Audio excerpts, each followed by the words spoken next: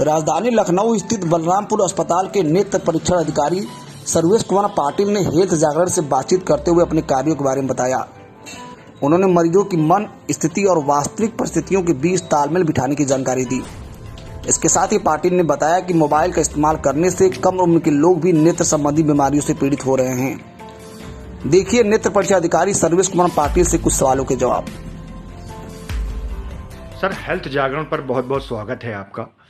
Sir, किस तरीके का कार्य आप लोग करते हैं नेत्र परीक्षण को लेकर के? मैं सर्वेश कुमार पाटिल, नेत्र परीक्षण अधिकारी, अपने एसोसिएशन का प्रांतीय अध्यक्ष भी हूँ। आजकल जो मोबाइल यूनिट चल रहा है इस समय, उससे हम लोगों के सामने ये समस्या आ रही है कि जो नेत्र से संबंधित मरीज आते हैं वो अपने को सही डायग्नोस नहीं कर पाते हैं। फिर हम लोग उसको डायग्नोस करके सही उनका चश्मे का निर्धारण करना और उनको मोतियाबिंद के लिए तैयार करना।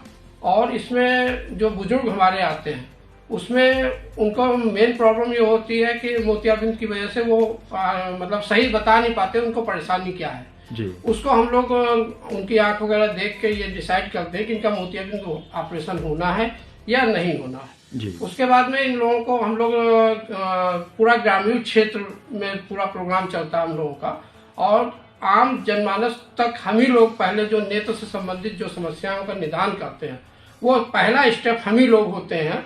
उसके बाद हमारे आई सर्जन उसमें आते हैं तो सीधे हम लोग मरीज को मोटिवेट करते हैं कि आंख का ऑपरेशन कराने में ही फायदा है, जिससे कि आंख की रोशनी को बेहतर से बेहतर सर्जरी द्वारा उसको लाभ पहुंचाया जाए जी। पाटिल, जैसा आपने बताया कि मरीज अपने आप को सही से डायग्नोज नहीं कर पाता, तो जो मरीज की मनस्थिति होती है और जो वास्तविक स्थिति होती है उसके बीच में आप लोग कैसे तालमेल बिठाते हैं?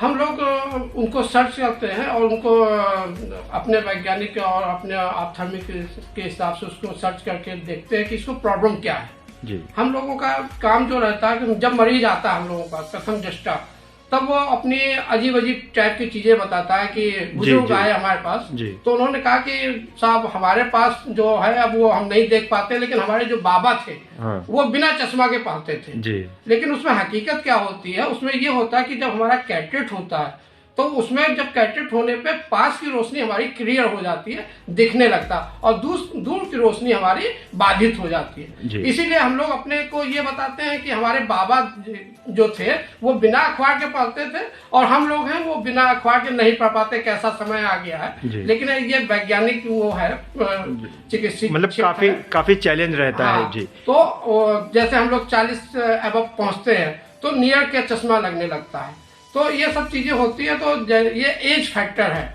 जो भी एज 40 के बाद जो भी आएंगे 38 और 40 के आसपास जो भी आदमी आएंगे तो उनको नियर का चश्मा लगना ही लगना है जी। पाटिल जी, एक आपने एज की बात करी, आजकल मोबाइल का जमाना है, छोटे बच्चे लगातार मोबाइल खूब यूज करते हैं और पिछले 1 साल के कोरोना पीरियड में तो सब होमवर्क वगैरह भी बच्चों का मोबाइल पर आता रहा। तो क्या कम उम्र के लोग या कम उम्र के बच्चे क्या अब आपके पास आ रहे हैं, क्या उनको भी इस तरीके की बीमारियां हो रही हैं? इस समय कुछ पेशेंट बढ़े हैं, लेकिन जैसा कि इस्तेमाल ज्यादा है, लेकिन उस टाइप से नहीं बढ़े हैं, लेकिन कुछ बढ़े हैं जी। उसकी वजह केवल ये है कि जो लाइट पड़ती है, फ्लैट पड़ता है, उसकी वजह से कुछ बच्चों की मतलब ड्राइनेस वाली प्रॉब्लम्स आई है। तो उसमें हम लोग हमारे आई सर्जन वगैरह अपना दवा डाल के जांच करा के उनको अगर चश्मे की जरूरत है तो चश्मे का निर्धारण होता है या दवा से ही ठीक हो जाता है जी। जो लोग ज्यादा मोबाइल का इस्तेमाल करते हैं उनको क्या सलाह देना चाहेंगे? उनको कंटिन्यू मोबाइल ना इस्तेमाल करें, वो ना ही कंप्यूटर स्क्रीन पे और ना ही मोबाइल पे, कंटिन्यू ना करें, ब्रेक दे दे के करें जी। यस जी। हेल्थ जागरण से बात करने के लिए बहुत बहुत शुक्रिया। Thank you. हेल्थ से जुड़ी ऐसी रोचक खबरों को पाने के लिए हमारे YouTube चैनल हेल्थ जागरण को ज्यादा लाइक करें, शेयर करें, सब्सक्राइब करें। धन्यवाद।